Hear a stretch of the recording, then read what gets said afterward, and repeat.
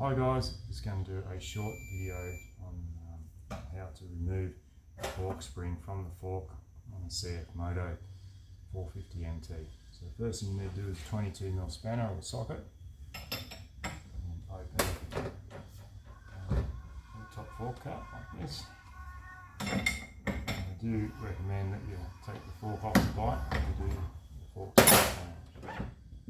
You don't need a fancy fork clamp like we've got here. You can wrestle around on the bench.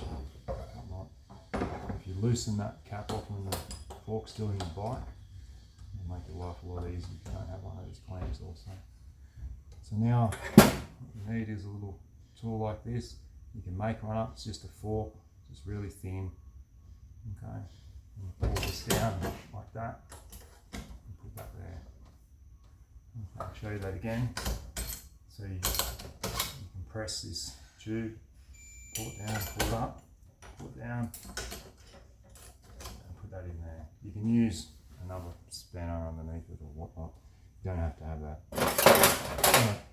Next, 16mm spanner, open-ended spanner, and sit that there.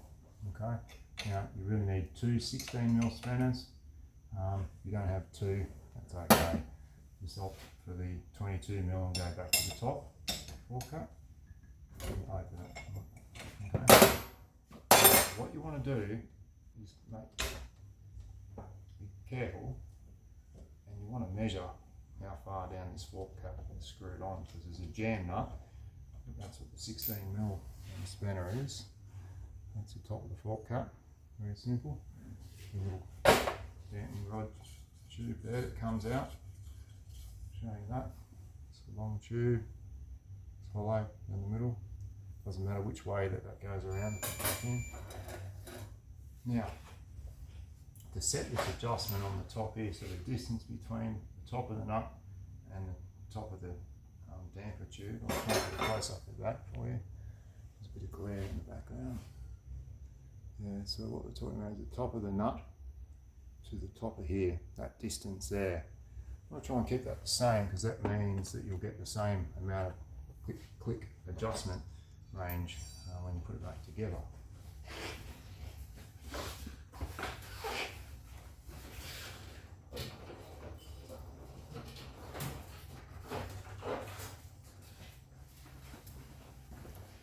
Now use verniers if you have those, but obviously probably not, so just use a ruler. Right? So it's 11mm to the top, or you can count the turns. So you sit that on there, right? So it's 1, 2, 3, 4, 5, 6, 7, 7 3/4. You can get an idea of that, but we prefer to do that. Now I want to show you something else with the clicker adjustment if you get it wrong. So I'll get a screwdriver.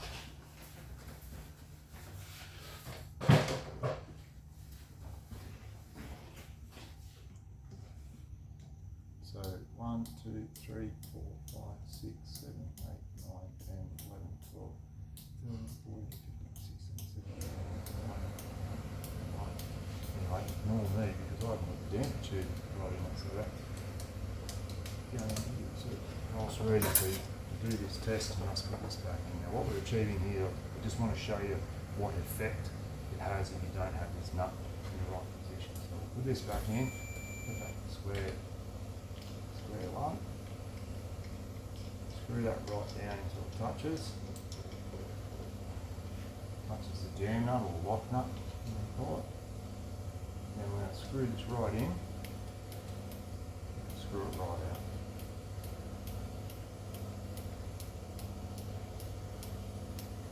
Like that's home, in clockwise position, so 1, 2, 3, 4, 5, 6, 7, 8, 9, 10, 11, 12, 13, 15, 16, 17, 18, 19. Right, so it's 24 clicks of adjustment. Now just say if we have this set in the wrong position, right? Say we wind it off a couple of turns. 4, 1, 2, 3, 4, 5, 6, 7, 8, 9, 10,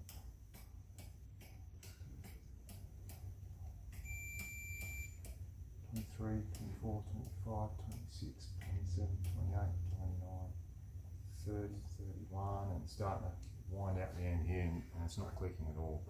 Right, so anywhere between, I reckon, around that 20 to 25 clicks is where you want to have total amount of adjustment. So, you know, it'll go from 0 to 25 clicks, 22 clicks, some of them you pull apart, and that's fine too. But very important, so now one's adjusted right out. Now, the left and right fork, even though they're different function, they still run the same principle with this clicker adjustment, okay? So, wind this off again.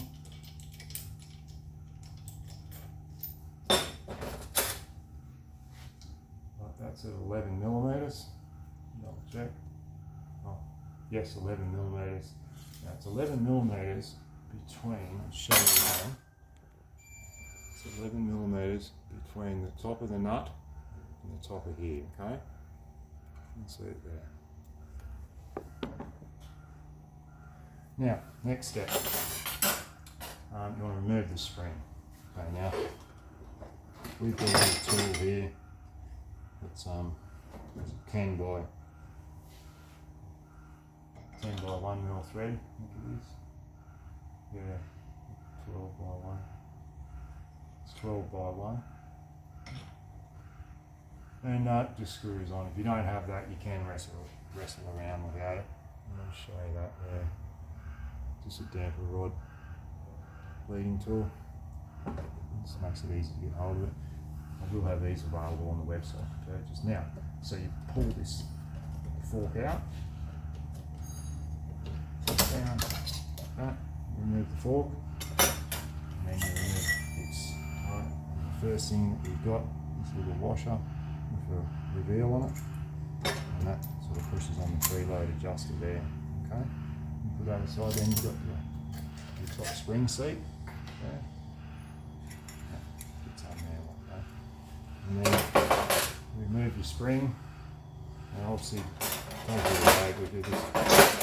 Still got some oil in it and whatnot.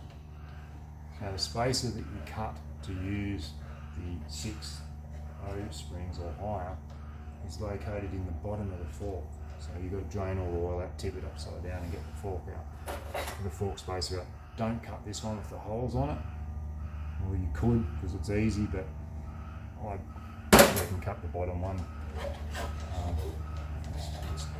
Life's just better if you do that, because those holes in the side there, you can use a different form of spring to pass on those holes. Right, so there's the spring. I can put it back in, right? So that one there is obviously the stock spring. It's reversible. Right. This one here is a 6-0. Show you, they just drop in there beautiful like that. Okay. Now, if you're going to use that the 6-0, you've got to cut 50mm off the spacer, off the bottom spacer in the fork. Now, if you don't want to drain the oil and that sort of thing, I know I just said that you do have to do it, but you can cut it off that. Right. Prefer if you didn't, but up to you guys. Right. But, you know, that's just to give you an idea. The spring just fits straight in. It's beautiful. And pull that one back out again. A bit noisy in the background as well as the construction next door. Pull that off. Put the standard one back in. Now obviously you want to check your fork oil height, the quantity. Put the standard spring back in. Alright, big long spring seat first. Seat there. And that fits in the top of the spring, that little shoulder is like that. There. Right. And a big long spacer. Then use the top washer, and then back to this little fork here. Right, so you pull that down. It's not easy. It's easy to get a couple of sets of hands, right? Pull that down, sit on the side of the nut, and then you can sort of slide that in. Like I said, it is easy. Now, check that measurement again, 11mm. Okay. Yeah, 11. Just past 11, so you've got to adjust it. It's a little bit difficult. You get the 16mm spanner and just turn a little bit. Put that back on there.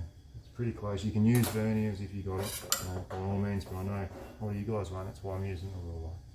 Put that back on there. Get your adjuster. Top fork cut, also known as. Screw that on. 16mm spanner again. Just here. And then your 22mm on the top. Now, this has just got to be firm, it's got to be tight. But remember, it's an aluminium thread, fine aluminium thread, so it's just got to be nice and firm. Okay? Now, remember also your top preload adjuster, which is 14mm. So 1, 2, 3, 4, 5, 6, 6.5. For instance, that's where it was.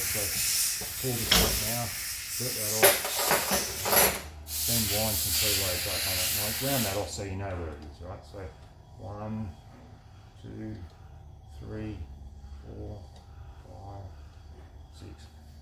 You can count the lines that you use at the top as well, like that are protruding. I'll show you the lines there, but I just count the turns. But anyway, then you just close the top of the fork up like that.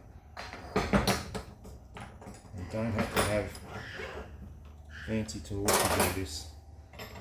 Right, just be careful. You can do this up tight if you don't have a fork clamp. Do it up tight when it's back in the bike, and you've just got the bottom fork clamp tight, not the top triple clamp. And just firm, and the aluminium, and there you go. Right, push up a couple of times, up and down. Get your oil bled into it, and put it back in the bike and enjoy it. If there's any other factors of that I haven't covered, just send us an email, and I can always do another video. We've always got these forks apart here in the shop, so I don't mind trying to do another edition of this. It's just quick tips. I'm not going to go and edit the video and make it all look fancy, because to me that's just a waste of time. I just want to get the facts across to you of how to fit your forks. Okay? Thank you. Bye.